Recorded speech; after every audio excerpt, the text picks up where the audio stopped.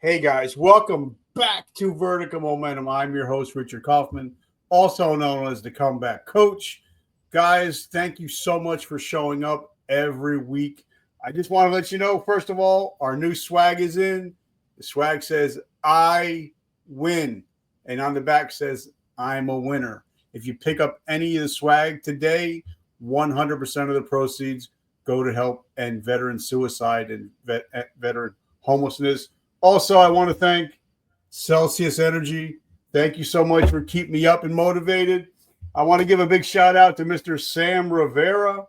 Without him, this would not be possible. And Mr. Sean Anthony, thank you for putting me and Siam together. Guys, this is going to be an awesome topic. We're going to be talking about real estate. This is going to be a real estate masterclass, but we're going to get a different spin on it because when I was growing up, and I was raised by a colored family, we never talked about real estate. We never talked about wealth. We talked about going to work, a lunch pail, working hard, putting in the hours, but we never talked about building generational wealth. And that's what we're going to be talking today. Mr. Siam, welcome to the show, my brother. Thank you for having me on, man. I'm going to have to get me one of those shirts. All right. I'll give you the information. So first question I have right off the get, because I do have a traumatic brain injury. If I don't ask, I'll forget.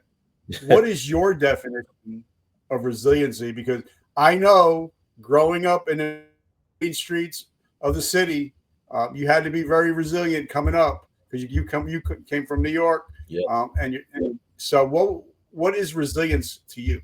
Yeah, no, resilience is just pushing through and never giving up, right? Even if odds are against you, if you find struggles, because in any business, in any person's life, whether you come from money or none, there's going to be struggles, right? So resilience is believing yourself, believing that you can, and pushing through no matter what, because you know the end goal is worth it.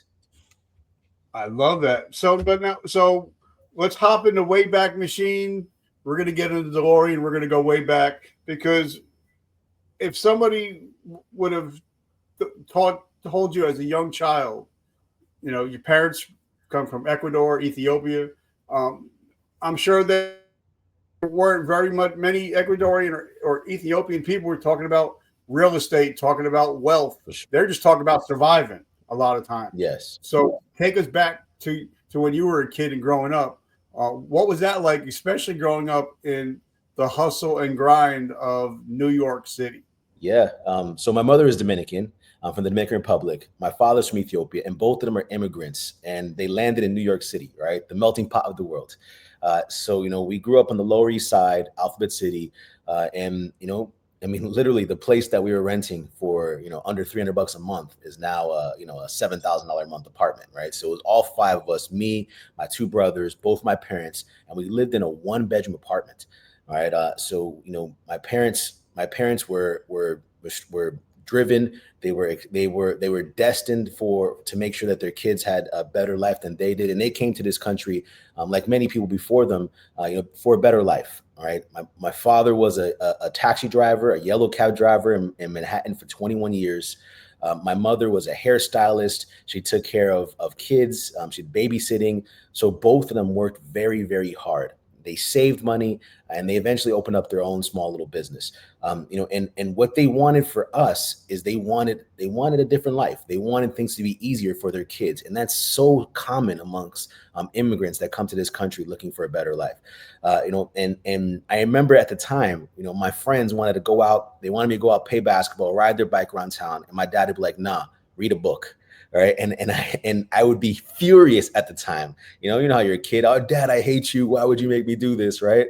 But in all reality, it paid off because that work ethic, that hard work, that desire for something better, all paid off in the end, right? I ended up getting a scholarship to go to an amazing university, Georgetown University, coming out of high school. I ended up working on Wall Street. All this was never planned. It was not supposed to happen for someone like me, if that makes sense. It really opened the doors for me. I left Wall Street cold turkey because I wasn't happy there. right? I didn't have the freedoms that I was looking for in life. I didn't want someone to tell me when I could or could not spend time with my loved ones. And I was working 80 plus hours a week. So I was in the grind of corporate America. I was in the rat race, or so you say, right? I left that, and following that, I decided I didn't know what to do. I went out and started buying and selling cars, started flipping motorcycles, and I landed on real estate. And so that's how I got to where I am today. All right. We've done quite a bit of real estate since then, but my journey wasn't a straight line. All right, so let's talk about your dad a little bit, because my dad came over from Italy, hardworking package mechanic, did whatever he could to put food on the table, didn't speak the language, bought 2 houses, paid cash, hustle and grind, worked 6 days a week. But, thinking about your dad driving a taxi back then, he was probably working for somebody else. And those medallions back then, they were like $250K. Yeah, they were pretty penny. So he was probably hustling. Now, was he reading books at this time too, that he was telling you, passing them down? He was not. He was too busy working. My dad pulled 12-hour days, right? Plus many times he worked 6 days a week like your father. So he was too much in the grind to put food on our table that he wasn't able to better himself, right? Yes, he saved some money. Yes, he eventually opened up a business, but that was all by pure grind, right? Pure determination. But he definitely knew that the way for an easier life was through books, through education. And so that's why he was so adamant on that with me and my brothers. All right. So now I grew up in the streets of Newark. And if I ever talked about entrepreneurship back then, they're either like, okay, what kind of drug are you selling? Yeah. Or would it be, well, that's not for you. That may be for somebody else, but that's just not for you. Did you ever hear that maybe entrepreneurship and real estate may not be for you? Yeah, of course. That was for other people, right? Not for people that look like me. I've told people told me tons of times, nah, you can't do it. Nah, it's impossible. It's never going to work. Right. And I look at those people as naysayers. I kind of just tune them out because I believe in myself.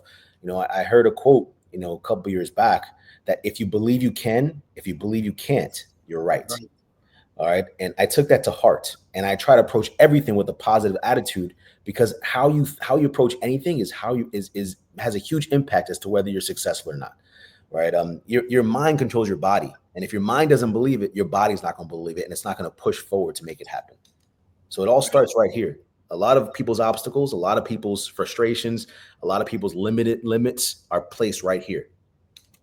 Yeah, and I believe in, when I talk to my clients that I have, it's sometimes you got to change your BS, your belief systems. You have to change the mindset. But all right, so because I remember, I could tell you exactly what book changed my life.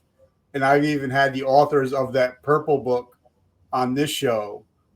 What were some of the books that your dad started getting you into? Yeah, absolutely. Absolutely.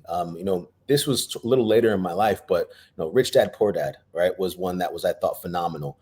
And then later on, it was funny because my father had this thing that if you didn't write well, you wouldn't be able to, communicate well. So he would make me literally copy pages of a book. He'd say, all right, copy 10 pages today onto paper. And I can remember the tears coming down just with the frustration, like, no, I didn't want this.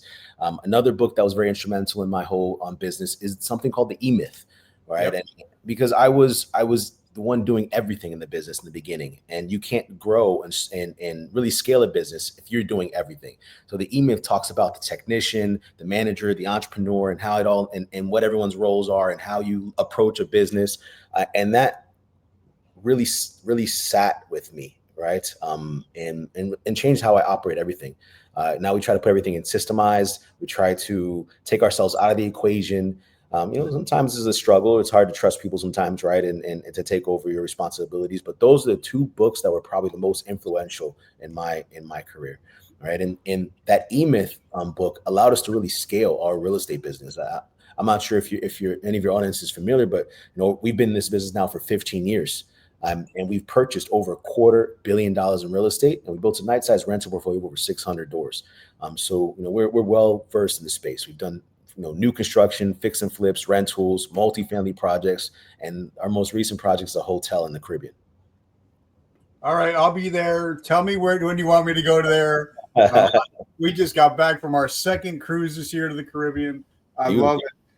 But let's talk about Georgetown, because two of my favorite basketball players and one of my favorite coaches, Mr. Thompson. John Thompson. All time. But you had a Mr. Patrick Ewing.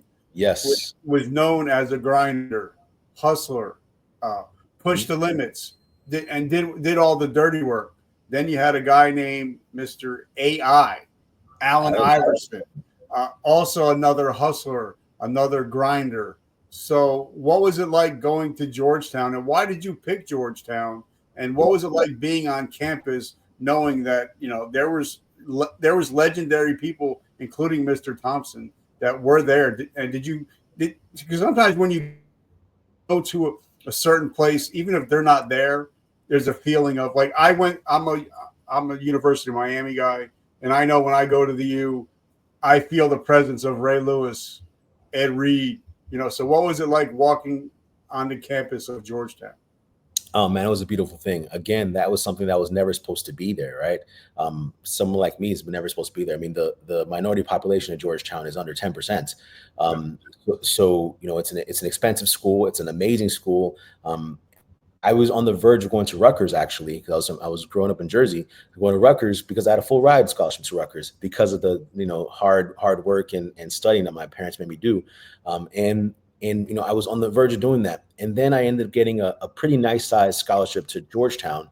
And it just landed in my lap that I ended up becoming a Jackie Robinson scholar, right? So the Jackie Robinson Foundation out of New York City, they helped sponsor my college and ended up actually being, very, very, a very, very great resource for me, because through them I was able to got my spot on Wall Street, work at the company I worked at, one of the largest firms on Wall Street, and it was absolutely amazing, right? They provided me with an amazing network, but being at Georgetown was just awesome, right? And I was at a time where we had some good players. We had a great team and a great roster. So, Jeff Green, Roy Hibbert were there when I was in school. Yeah. So it was a lot of fun.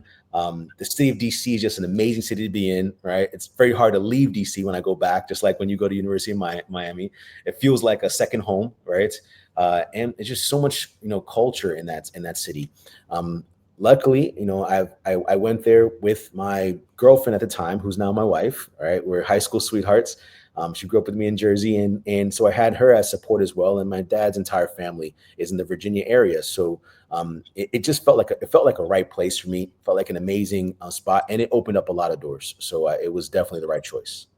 All right, so let's talk about Wall Street. Sure. I have several friends that are now retired from Wall Street, and I've heard a lot of great things about Wall Street. Mm-hmm. But then I also know there's the 80-hour grind. Yes. There's the hustle.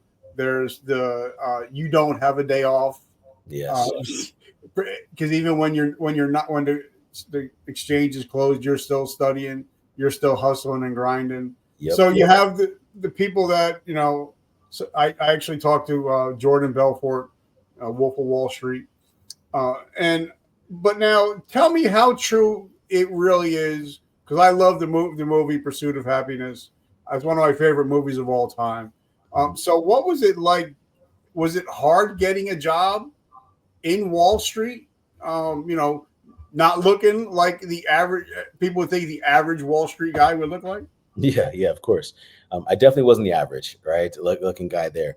I was able to get that opportunity through networking, right? So I told you I was Jackie Robinson scholar, and in that there's events they host in New York City, and I happened to stumble upon a partner that worked at Goldman Sachs that was a sponsor of this scholarship. So I'm a big person that if I meet someone, I'm going to latch on. We're going to keep in contact, and because that's how I believe you can eventually work together with that person if it's something you want.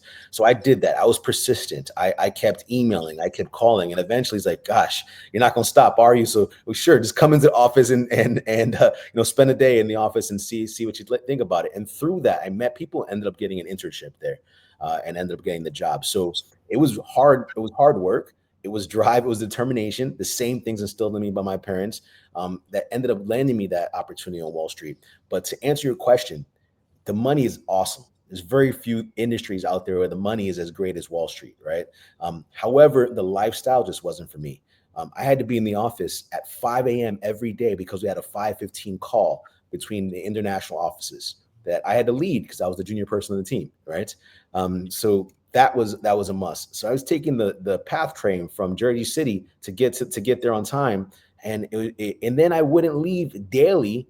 I would never leave between 9, 10 p.m. on a night, every night, and sometimes be there till 11 p.m. at night, running reports and things. And I did that Monday through Saturday. It just wasn't for me, right? I was an international sales trader on futures, which I had to cover different desks from Asia to Europe to the United States. Like I said, the money's great, but the lifestyle is rough. And I think it's a great platform for you to launch to do whatever you want to do. But it just was never something I saw myself doing long term.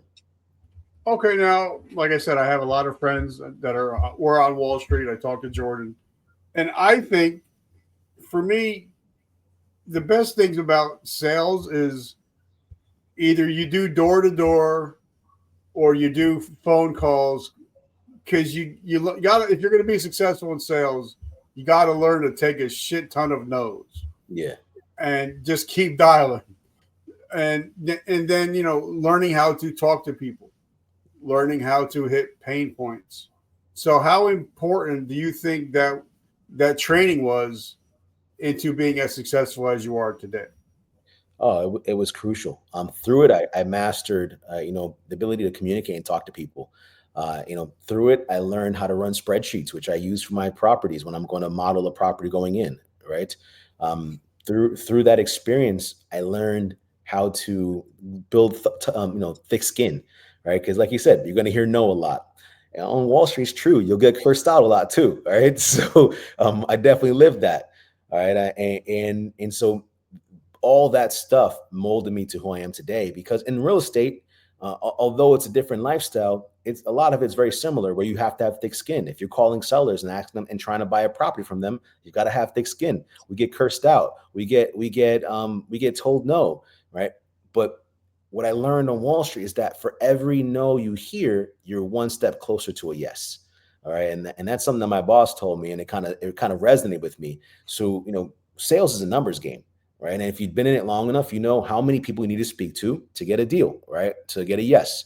So if that number in my real estate business, the number is about 20 to 25 sellers on average. We need to speak to 20 to 25 sellers on average to get a yes. So I've heard 15 no's, and that might discourage some people. But hey, what? That means I'm only 10 on average away from hearing a yes. So that gives you a little bit of excitement, gives you motivation to keep calling, keep trying, because you know that yes is around the corner. But now also, the stock market is a very temperamental beast. Yes. Like something can happen, like we happened in 2008. Yes. Or something can happen like what happened on the Tuesday when we got getting elected a new president. Where now the stock market's zooming, but something can come over the news and the stock market starts tanking. But a lot of people don't realize in business or in the stock market or even in real estate, it's like golf. You got to learn to play the short game and the long game. Correct. Because if you have a great long game, but you can't putt worth of shit, you're not going to win. If you can putt but you don't have a long game, you're not going to win. So how important is it to look at what's happening now, but also making sure that you're playing the long game in business? Oh, absolutely. And that actually ties into something that I try to teach my people that I work with, very, very, very, very well.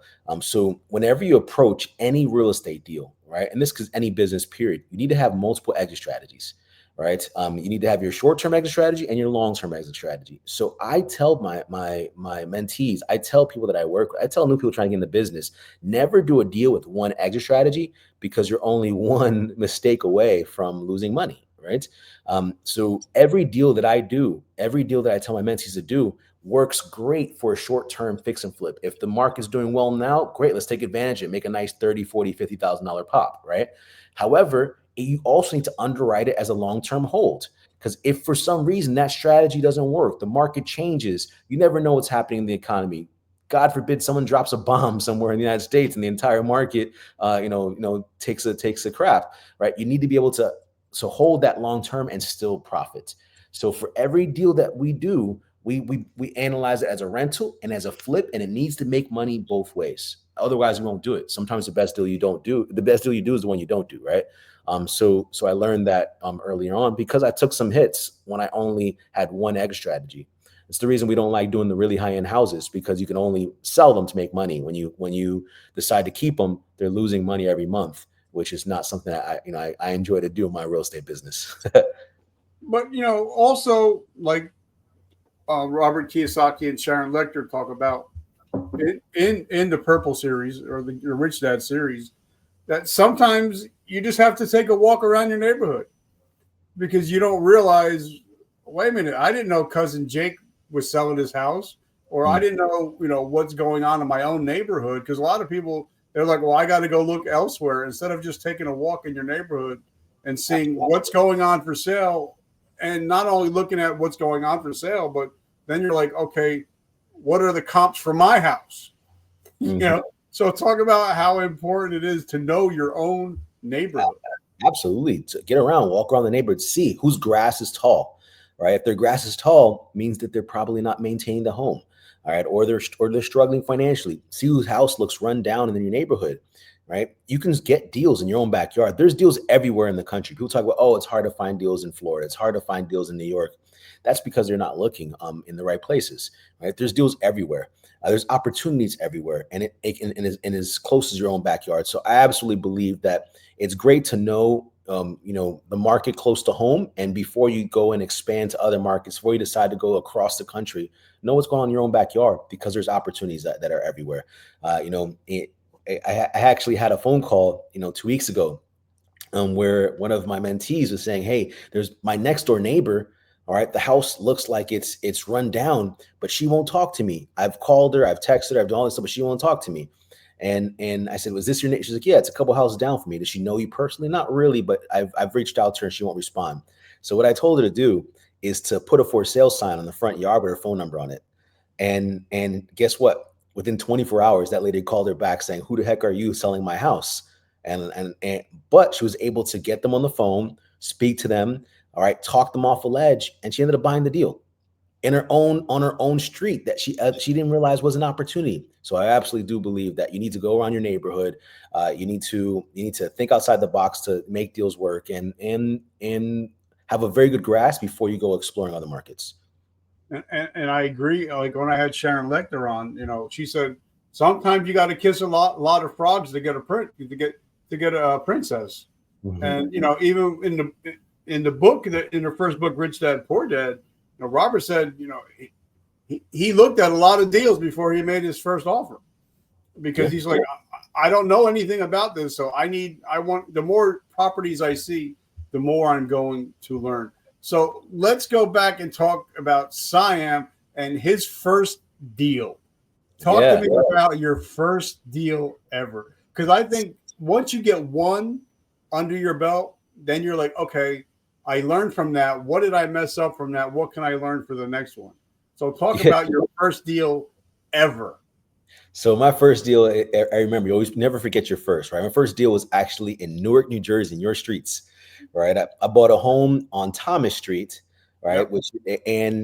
It was run down. It was completely beat up, but it was surrounded by beautiful newer homes. So I was like, there must be some value here. My brothers and I, we didn't know what a deal was, right? But we knew that there was some value here. So we figured out how to get it funded. I borrowed money from various different sources, $2,000 here, $3,000 there. We bought it for $45,000. All right, so we bought it 45 grand. We renovated it. I mean, my brother even got a title loan on his car, so we were all in, right, on this deal. And we renovated it and we flipped it and sold it, and we made $60,000 in that first deal. It was our first profits in real estate. It was just very, very sweet. What we did wrong is that we tried to do a lot of things ourselves, and we weren't professionals at that. So we literally went in there. We did the demo ourselves. We went in there and we painted the house ourselves. We went in there and we tried to do a lot of things that had to be done multiple times. So I probably could have done that renovation budget for significantly less if I would have hired professionals, because I had to paint the house 3 times. We get to the open house and people are talking crap about the paint job, saying, man, what the details suck. The lines are horrible. So my brother and I are like, okay, so I guess we're going to paint this weekend again. All right. But in the end, it was successful, and it was the launching pad we need to really take off in real estate. Okay. So like we were talking about, this is, we're really going to be talking about, Latinos and people of color. What was it like going to banks? Because I personally think that Latinos and people of color have a harder time getting loans. It's true. So talk to us about that aspect. When you were first talking about doing this, did you get any backlash? And how hard was it to get loans for this house? Yeah. So the loans itself were very hard. We weren't successful in getting an actual loan for this house. So what we ended up doing is figuring out different ways to pull money. Right. I listened to a lot of people that give me insight, and they never even did the business. I heard people saying, oh, you it's impossible. You can't do it. You can't do this. But we were successful in it. We had some credit cards. We did cash advances on the cards. Yeah, I paid high interest on that, but the end result was better than the cost, right? Like I told you, we did a title loan on the car. We went all in because we didn't even realize that the resources were out there, because the people in my ear didn't believe that the resources were out there. So they caused me to not believe it. However, later on, I ended up realizing that there's a lot of money out there that people just don't know is out there. There's things called hard money if you want to go buy a real estate deal. All right. Hard money is not hard to get. It's actually very easy to get. And many lenders don't even care about your credit score. So if you come from a challenged background, if you come from a situation where maybe you don't have cash, you don't have tax returns, you know what? Most hard money lenders don't even care about this stuff. What they care about is you have a great deal, because that's what keeps their money safe. Right. And when I found hard money, I mean, it really opened up opportunities for us, because now we can do other deals. We can do multiple deals. We can expand as we took profits and reinvested. It allowed us to really scale. I mean, I don't know if you guys ever talk about hard money on the show, but there's hard money lenders out there that will give you 95% of your purchase price, right? They'll give you 100% of your rehab. So all you really need to raise to do a deal, or find to do a deal, is 5 to 10% of the entire deal cost. So, which is much easier to find than to find the entire cost, right? So you buy a house for 100K or 150, and you got to come up with, 5, 10%. We're talking about $7,500 to $15,000 to do the deal. I didn't have that at first, but like I said, we pulled that from everywhere: cash advances, title loans, borrowed $1,000 here, borrowed $1,000 deal. And in the end, we got the deal, because you got to believe in yourself. If you don't believe in yourself, you're not going to push through to make it happen. So how many houses did you look at before you got this house? Yeah, we looked at so many. I was watching TV shows, Flip This House on A&E and some of those shows. And I was like, man, it always looks so fun. I know I can do it. I was scared. We probably looked at, no lie, close to 100 homes before we pulled the trigger on our first one. And not because those 100 homes didn't look good. I just was scared and didn't know what a deal looked like, right? And it wasn't until we found this one house. It was down the street from where I was working. So it was easy to kind of hop out on my lunch break, come work on the house after work, work it on the weekends. And it was surrounded by nicer homes. So that I believe that there was an uplift in value in this home because of the homes around it. And we took a gamble. We went all in. Well, and I think that's something I think we should talk about is, people are, when they look to go buy a home, they're always looking for the best home in the best neighborhood. But like my brother and sister-in-law, they found a nice place in Boonton, New Jersey, and it had the worst house in it. Mm-hmm. And they knocked it down and they rebuilt it. And now when they finally sold it, they sold it for like 1.7 billion. But they knew, okay, we're going to be here. We're going to work around it, but we're going to find the worst house in the best neighborhood, and we're gonna build from there. So how important sometimes is looking through the nice neighborhoods, but looking for like, man, that place is down and out. Let's get that place, because once you get it, you almost already have equity if you're in some of these nice neighborhoods with comps. Yeah, absolutely. Look, the biggest thing in real estate is location, location, location, right? If you've talked to anyone in real estate, talk about the importance of location, the importance of being in a neighborhood that has appeal to it. So I did the same thing. Every single time I've ever lived in a house, I looked for the worst house in the block. Right? We found the areas that my wife and I wanted to be in. And then we did some marketing, we did some door knocking, some door hanging. We walked the neighborhoods, just like you said before, and we found the ugliest homes in the block and we bought them. So even the house I'm living in right now, you see this beautiful, I got a lake behind me, got trees, everything behind me, gated community. My wife wanted to live in this neighborhood in an area called Pembroke Pines, Florida. Yep. And I said, and the houses at the time are going for like 1.3 million dollars. And she started looking at these retail homes. I was like, honey, I'm in real estate. I can't pay retail. All right. I gotta find the deal. And so, I did some marketing. I looked for people that were that were delinquent on their homes. And I found a seller that, just had a rough time. He was a pilot. He lost his job. He got sick. And so he fell behind on his payments. And it took a lot of follow-up. All right. Getting a deal sometimes is just being the most persistent and following up. I called him every month. Right. And then COVID happened, and he stopped answering my phones because his foreclosure got postponed. Right. There was a moratorium on foreclosures. Finally, when it was coming towards the end of COVID, his auction day came back, and he called me. He called me, but still called him every month throughout COVID, whether he picked up the phone or not. Shot him a text, called him, hey, just to let you know I'm interested. He finally said, hey, you still want the house? I said, yes. I thought the past year and a half, 2 years of me contacting you showed that. And he says, all right, great. Well, the auction date's a week from now. If you want it, you can buy it. So, this was at the time we were buying it for $750K, needed about $100K in renovations. And I got the money together, put hard money, was able to get the hard money lender to close, and we bought the home and stopped the auction on the auction day. Right. Through our renovations, the house almost doubled in value. The house is a $1.6 million house all day long. And it was all because we picked the neighborhood we want, the location we want, but found the ugliest house on the block.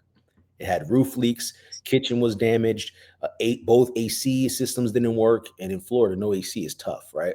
So it needed work, and through the ugliness and the rundown and the dilapidation of the house, we found the gem.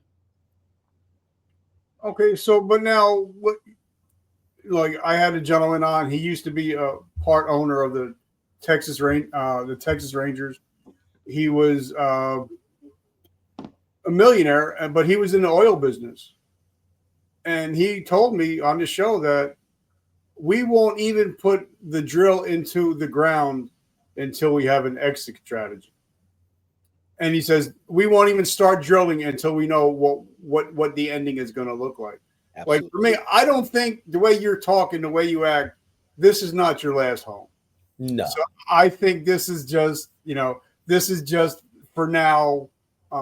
So talk about how important it is to have an exit strategy. Like for me, I know possibly this house may not be my last, but I know I'm going to look at houses down the shore, on the beach, get an exchange, so talk about how important it is to look at your home as a business that you can actually draw money off of as you're living in it and don't even have to really fuck with it. Yeah, absolutely. So this is something this is my main message I try to get to my community is that let's go out there. Let's be the homeowners of properties. Let's, as opposed to being the tenant and paying someone else's mortgage, building someone else's equity, let's be the homeowners of properties and start building our wealth. Because simply by owning real estate, you're building wealth. You pay down the mortgage, your properties tend to appreciate over time. And so I've approached that for every house that I lived in. I lived in North Plainfield. I've lived in Piscataway. I've lived in Hollywood, Florida, in Weston, Florida, and Pembroke Pines. And so every 2 years and a day, right? Every 2 years in a day, if you own your personal residence, every 2 years in a day, you can resell your property and make up to $500,000 on your property tax-free, right? Because it's your personal residence. Now you can go out, you can sell it, recuperate that money, and use that money to buy another property and start building your wealth, building your equity, right? And getting to the dream house you ever wanted. So that dream house is not impossible, guys. It's just implementing this plan. My wife hates it, right? Wife hates it because every couple years, or we end up moving because I pull the equity out of the house that we're living in to get a better house, a nicer house. They live on the better block, have the better location, have a lower mortgage, whatever it is that I'm looking for at that time. And I use the house to build my wealth. We have investment properties, but I treat our house as an investment property as well. So every 2 years in a day, guys, the house you live in, all right, you can resell that property and not pay any capital gains, not pay any taxes on up to $500,000 in profit on that house. That's huge. That's a big loophole that will allow you to build some significant wealth through your own personal residence. And that's something I learned from, the Purple Book. I can't go back to it, but because he talked about that, I'm like, what? I mean, I could sell my house, buy a better yes, and not have to pay any capital gains. I'm like, that can't be right. Until I looked it up and talked. I'm like, it doesn't sound right. You know what I mean? Yeah. It shouldn't be like that.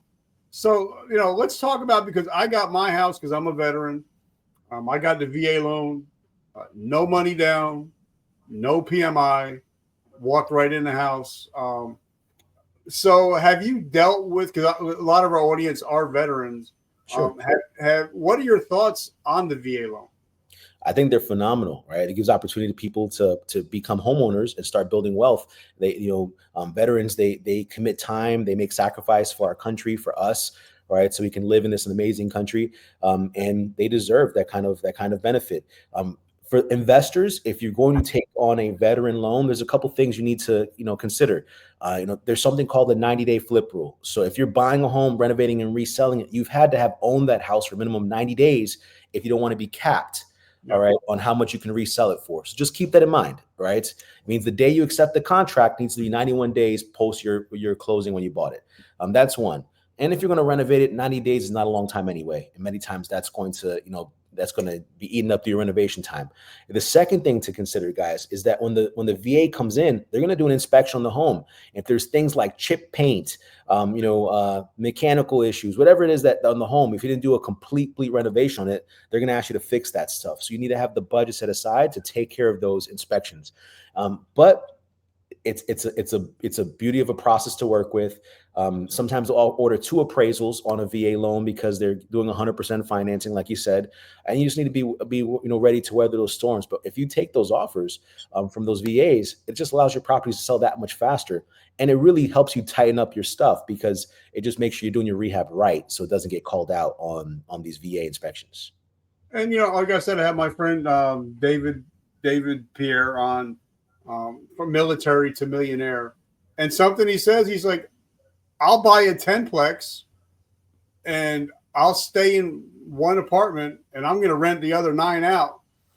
And he said, and now I think he's got up to 1,000 doors. He's like, but that's what he does. He's like, I don't pay rent. He's like, I'll make other people pay rent for me. And I know now with the VA loan, I think you can get up to a 4-plex. That's right. So you might even be able to, live in one, rent out 3, and pretty much pay your mortgage, have somebody else pay your mortgage. OPM, baby. Exactly. Other people's money. OPM, baby. Let's go. That's the best way to do real estate, right? Or to invest, period. Yeah, no, house hacking is awesome. If you can get a multifamily, if you want to buy your first property, it doesn't need to be a property that you're never going to see. It could be the house that you live in to make it as your first investment. And getting a multifamily like that is an ideal way. We did the same thing actually for my dad. When he wanted to retire, he didn't have a huge savings. So what we did is we helped him. We found the multifamily. My dad lives in Newark, New Jersey, right on Camp Street. And we found the multifamily for him. It was 3 units, and he lived in one floor and rented the other 2 units out. And the rent from those other 2 units covered the mortgage, covered the utilities, and he actually had a surplus of a couple $100 a month. So he didn't have to eat away at whatever savings he had.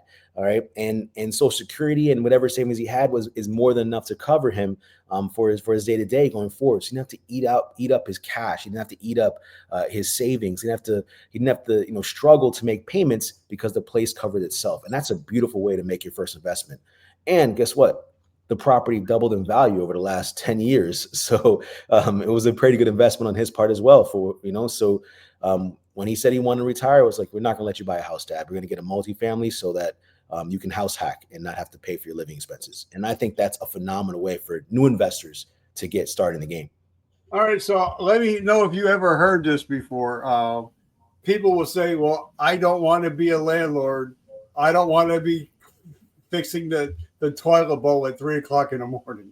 What do you say if you've ever heard that before? I've heard that so many times. I hear people saying, I'm not trying to be a landlord. It's too much work. I don't want to take the calls. Well, don't. All right. I have 600 doors. Do you think I'm the one taking the calls when there's a toilet that's leaking, at 3:00 in the morning? No. You put systems in place. You can hire a property manager, let them take the calls. You can, put an answering service in if you don't want to hire a management company. It's all about how you structure your business. And that goes back to the E-Myth, right? We're talking about. If you're the one that needs to go in there and change that toilet or fix a leaky sink, then yes, it's going to be frustrating. Yes, it could be overwhelming.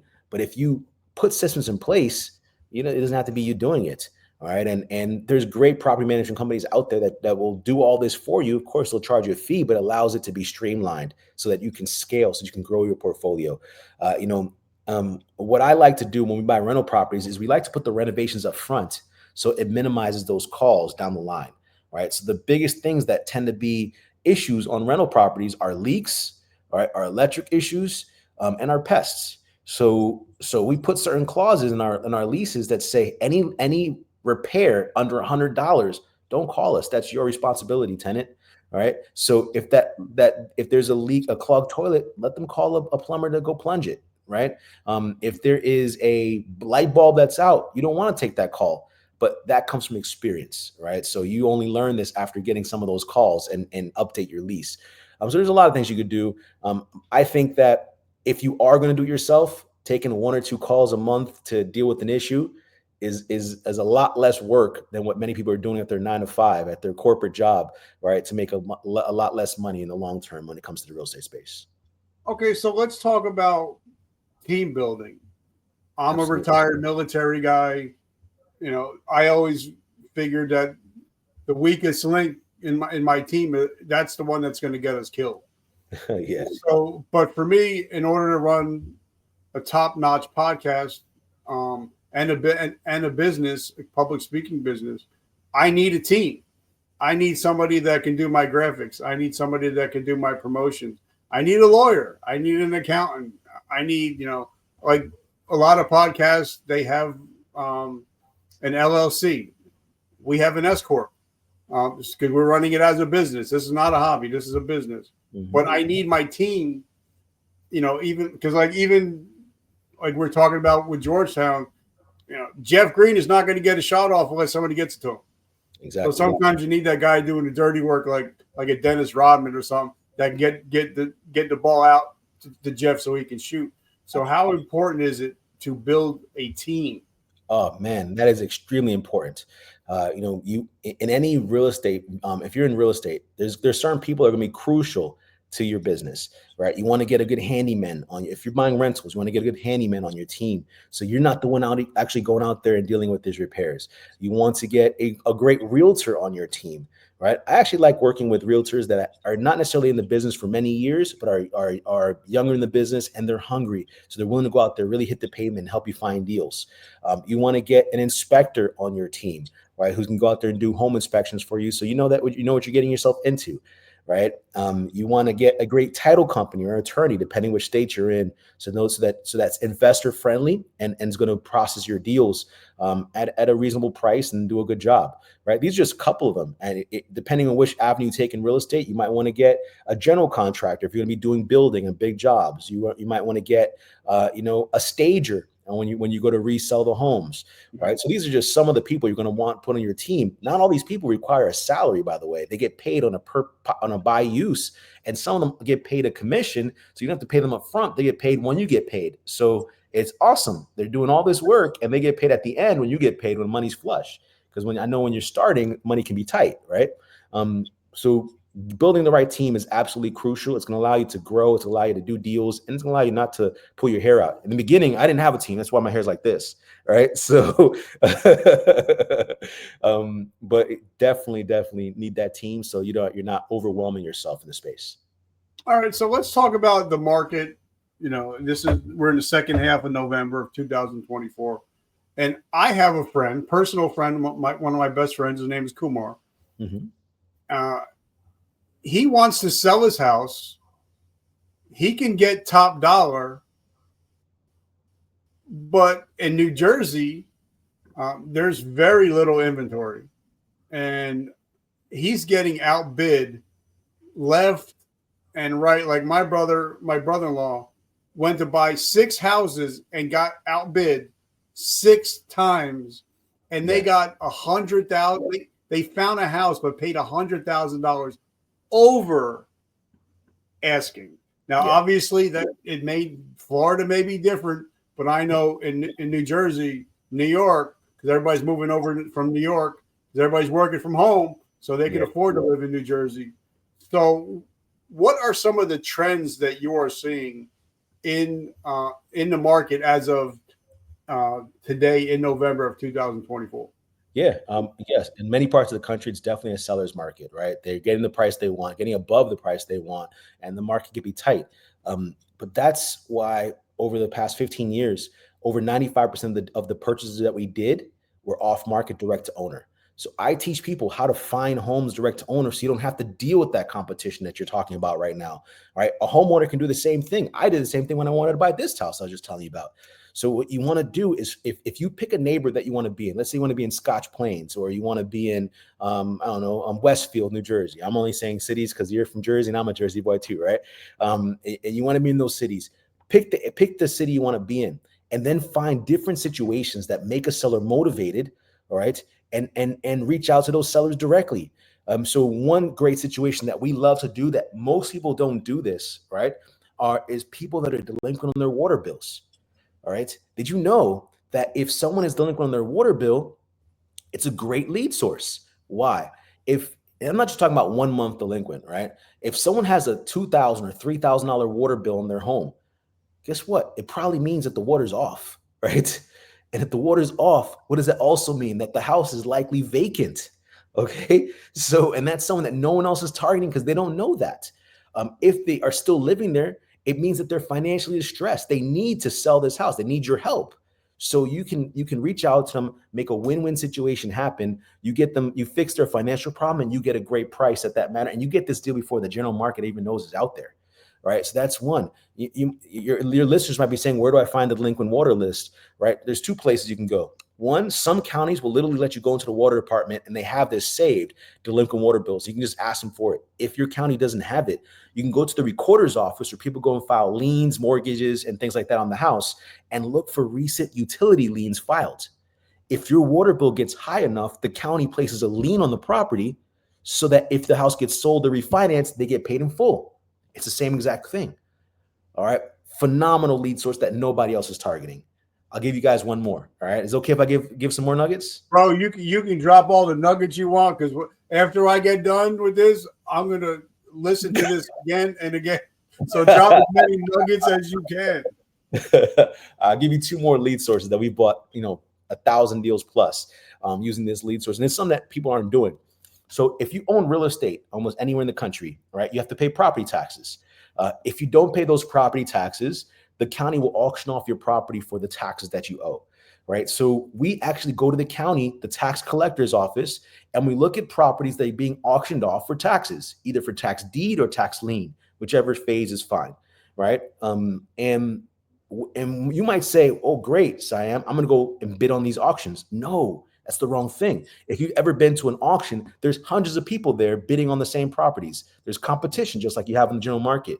I like to take that list of properties coming to auction and market to them directly weeks before, right? Through direct mail, through cold calling, whatever it is, text messaging. A text message goes a long way. Send them a DM on Facebook, all right? And say, hey, I noticed your tax auction is coming. Have you resolved that situation yet? If not, I have a solution that'll pay off your taxes and put some money in your pocket so you can move on to your next situation in life stress-free. If you reach out to 100 people going to tax auction, you're going to get some responses, and all you need is one to say yes, right? And it's the area you're targeting anyway that you want to be in. So, and when someone's delinquent in their taxes, it means one, they're financially distressed. And many times it also means that they don't have a mortgage on the house. So if they don't have a mortgage, that's a lot of room you can play with to negotiate and make a deal happen. All right. If you make a mortgage payment, I mean, you have a VA loan, right? You're paying your taxes, your insurance, and your principal and interest. Right. So if there's no taxes being paid, it usually means more often than not that there's no mortgage on the home. And that's a great starting point for negotiation. All right. So that's two. I'll give you guys one more and we'll keep going. All right. So this actually gets me excited. I hope you can see the excitement in my voice as I'm telling you this stuff, right? Because this is what I do all day, every day in our business. And this is what I teach people how to do. And it produces the same results anywhere in the country. This works. All right. It works if you were in Seattle, if you're in New Jersey, if you're in New York, if you're in Miami, if you're in Chicago, all these systems work, guys. I'm telling you. The third best way to get deals, and this is actually one that's probably the easiest to reach out to because there's a lot of them out there, is you target retiring landlords. All right. People that have owned homes for 20 years plus, right? And they have not traded or sold those homes in those 20 years. And then you add a second piece to it. They live out of state. So look at landlords that live out of state that haven't sold it for 20 years. Why? Because if you owned a home for 20, 30, 40 years, chances are you paid much less for that home at that time than what I can offer you today. So if they paid 30 grand for a home, in Willingsboro, New Jersey, 30 years ago, and I offer them $100,000 today, but that home was really worth $200,000 after you put a little bit of money into it, they're already winning at my $100,000 offer. And they've been collecting rent in the home for 30, 40 years. So, they've already got their money back many times over. Phenomenal lead source. And how you find this is most counties publish what's called a rental contact list.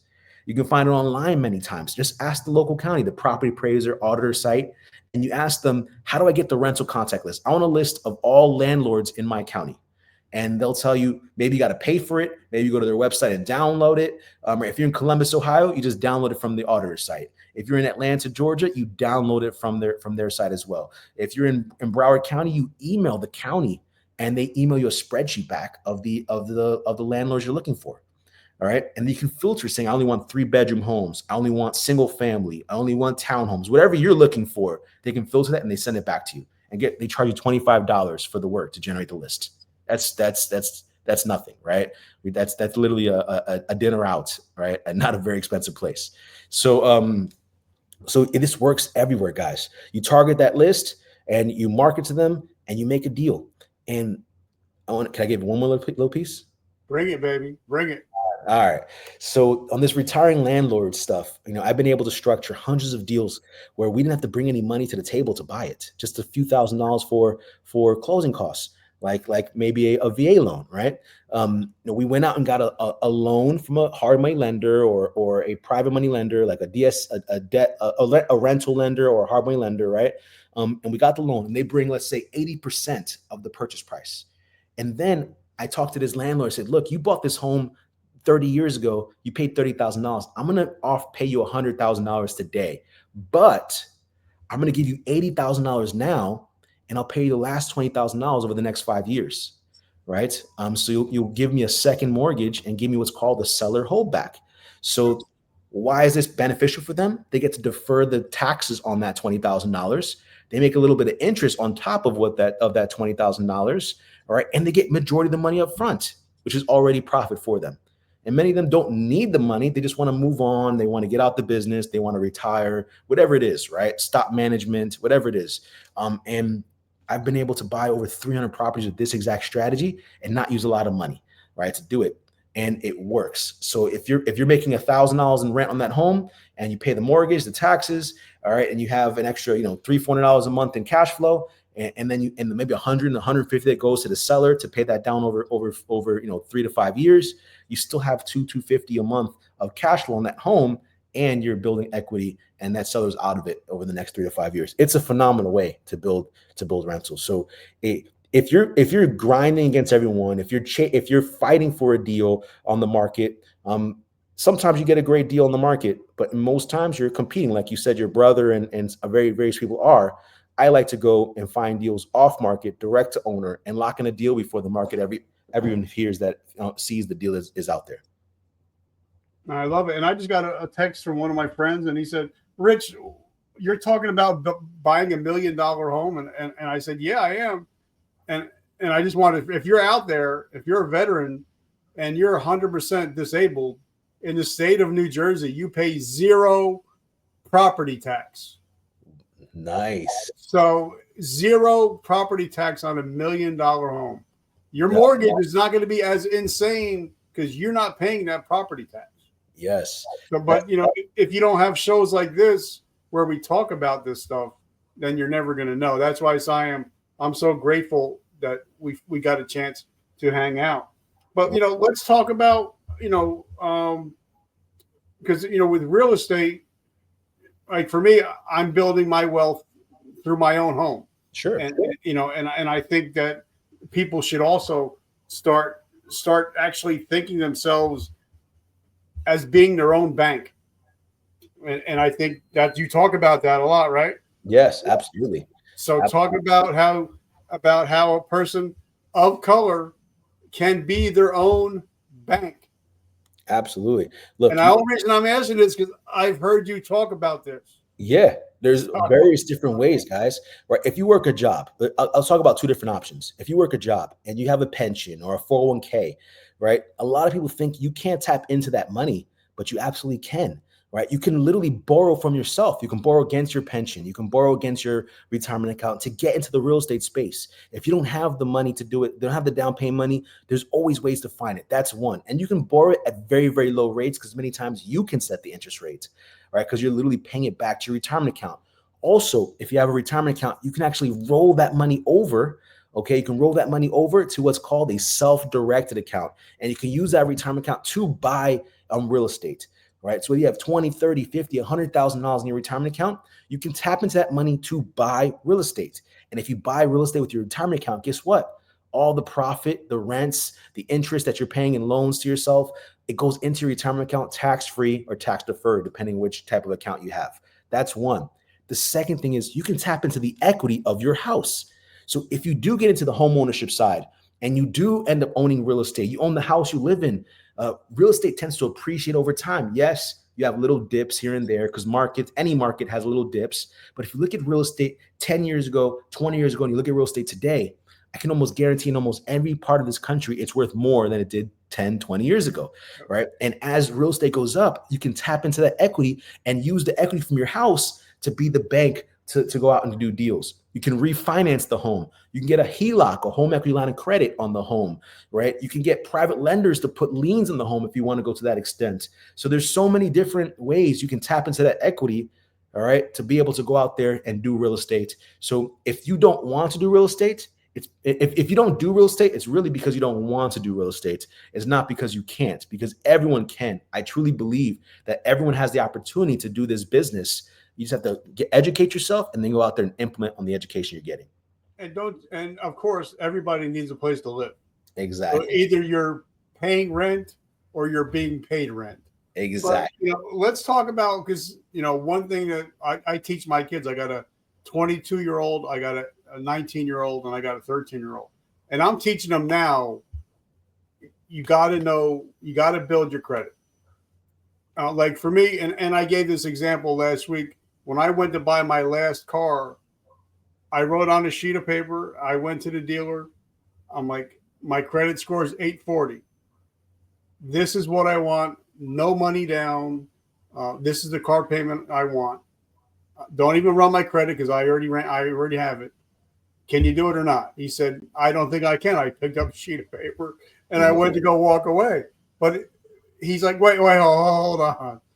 But because I knew I had an 840 credit, that I had leverage. Yes. When you have good credit, you have a lot of leverage.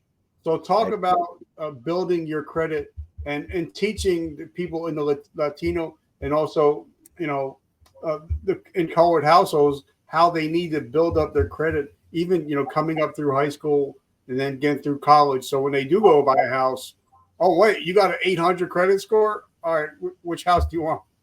Yeah, the credit is absolutely, it's huge, right?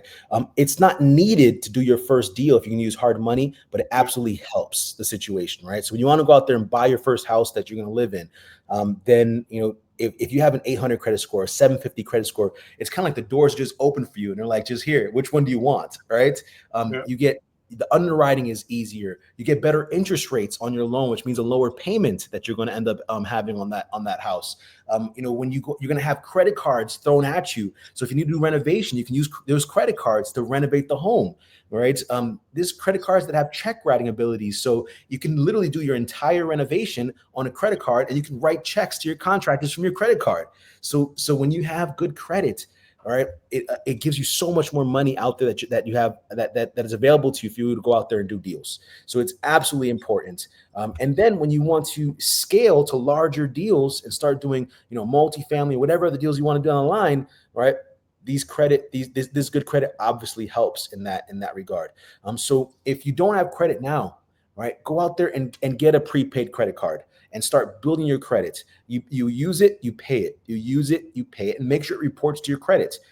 There's things like Experian Boost that you can do where you can add utility bills to your credit to help have some history on your credit. And then the ultimate way to really boost your credit is if you know someone that has a great credit score and has a couple credit cards, you can ask them to put you on as an authorized user, right? You don't actually need the card. All right. So let's just say, Richard, you have a $20,000 credit card with Bank of America.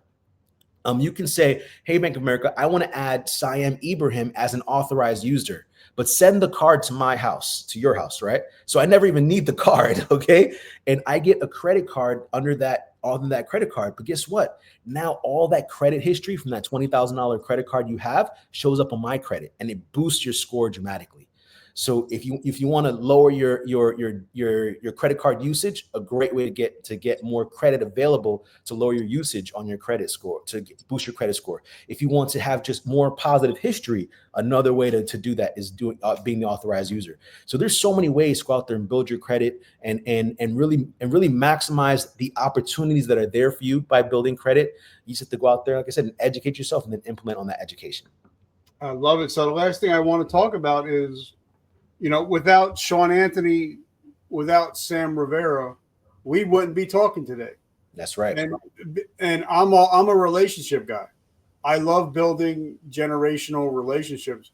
But in business, I think relationships are way, way more important because sure. I know I have friends that work in the tax office, and I know if something comes across and they see it, they're going to be like, I know Rich is looking for a place. Mm-hmm. So let me talk to Rich before this even hits the MLS or anything like that.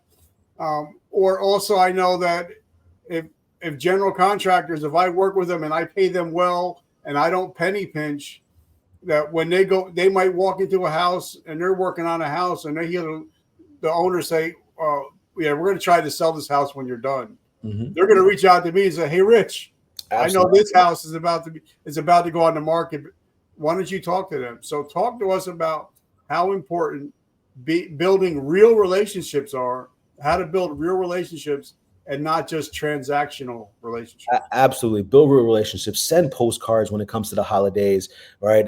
If you're in town with this, just reach out to the person, grab a coffee. You establish long-term relationships and see how you can provide value to those other people. By providing value to those people, guess what? In return, you end up getting value from them long term. And don't do it with the intention of saying, what am I going to get out of it? Really say, how can I help you? And when you genuinely help people, I'm a big believer in karma, right? So I'll give you guys an example.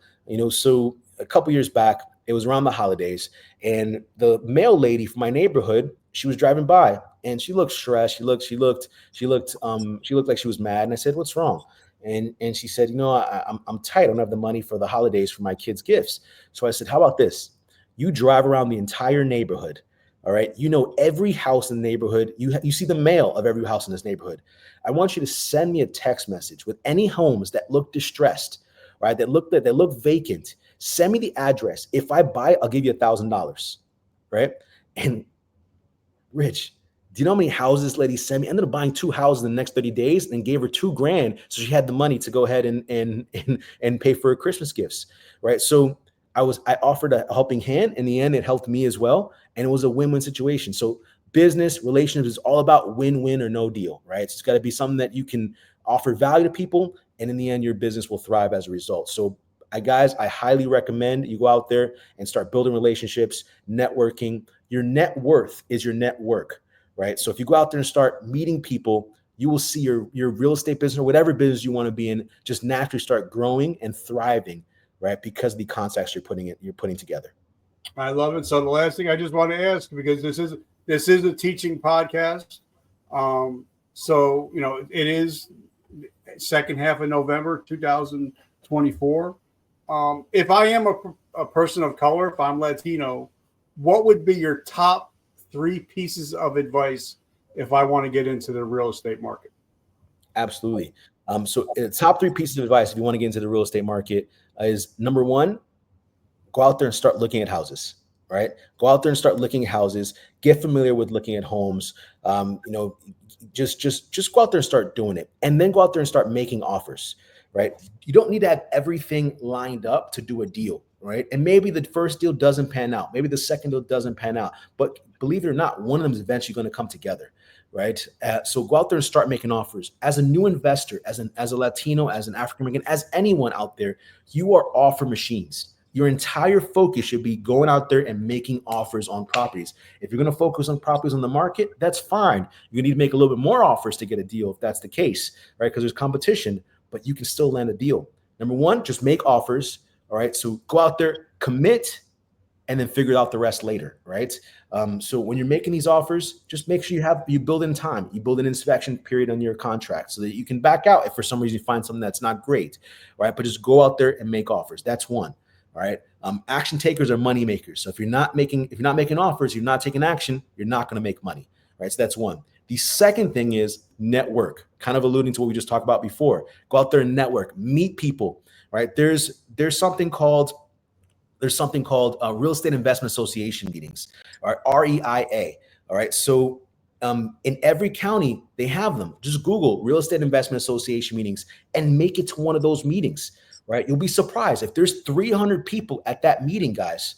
All right. If there's 300 people at that meeting, that's 300 contacts you could be adding to your network. There's going to be lenders out there. There's going to be contractors. There's going to be sellers, wholesalers, title companies. You can build your entire network to start your real estate business by simply going to a couple of these meetings. All right. Go to meetup.com and search real estate meetings in your county and go make it a goal to attend some of those meetings. If you're serious about getting the space, if you're serious about changing your future, if you're serious about building wealth for you and your family, go out there, network, and start building your team. That's 2. And the third thing, all right, the third thing is believe in yourself. You can do it.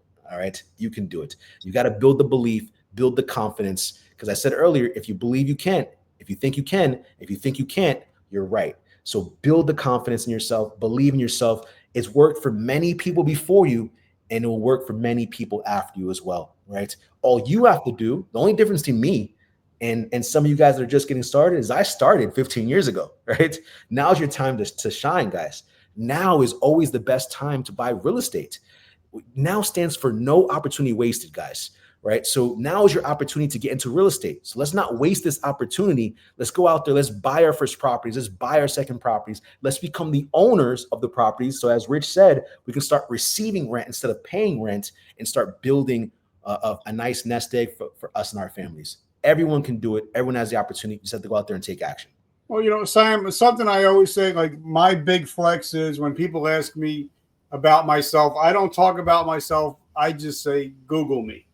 Yes. And like Sherry says, Siam is an awesome mentor. So you could say to the top of your lungs that you're the best, but when you have somebody like Sherry saying that you're the best, that's when it's the real deal, Holyfield. Thank you, Sherry. So now, how do we find you? How do we support your mission? And for me, like I have my show has millions of downloads. We're all over the place. So when I have somebody that wants to be mentored, you can hire me, and you don't have to go through all the crap mistakes that I've made. I can just get you to the top. Absolutely. So if somebody wants to hire you or get into your coaching system or get into your ecosystem, how do we find you? Yeah, so I'm on all the social media platforms. So if you're on Instagram, right, my Instagram name is IAM period spot Sayam, SAYAM. So follow me and comment hero on any one of my posts, and you'll get access to my free masterclass where I show people the exact steps to buy your first property. That's one. All right. Number two, I'm on TikTok. Same thing. IAM period spot Sayam for my TikTok. And I recently started a YouTube channel. All right. It's Professor Sayam. And so I recently started a YouTube channel, and I'm giving out free nuggets almost on a daily basis, and I'm posting consistently. So follow me subscribe to my YouTube channel.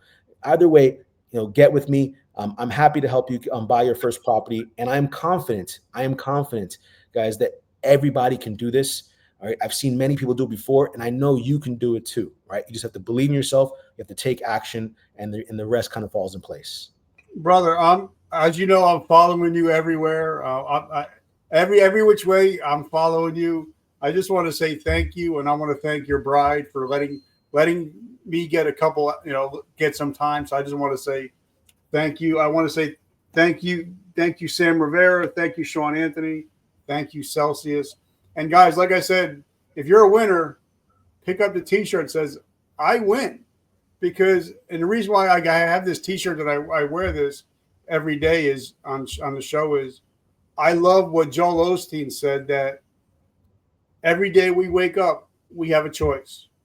We could be a victor or a victim. And people that listen to my show, they're no longer victims of their past. They're victors of their present and their future, and they win.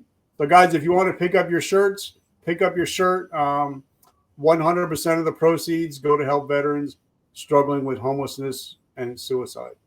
Brother, I just want to say, Simon, I could talk to you for hours. And I would love for when I get down to Florida to be able to have lunch, get dinner together, hang out, and hopefully we could build a generational relationship from this point on. Thank you, Richard. And the pleasure was all mine. I appreciate you having me on, and I look forward to, meeting you in person down here in Florida, or next time I come to Jersey. There you go. I love it. And guys, make sure you hang out for the rest of the day. I got one more episode coming out. This is going to knock your socks off. Going to teach you how to be a dangerous but moral man. That's coming up next. And guys, remember, vertical momentum. The only way to go is up. I love you guys. Have an amazing week. Let's go, y'all. Thank you. All right, brother. Have a great week. All right, you too. Take care.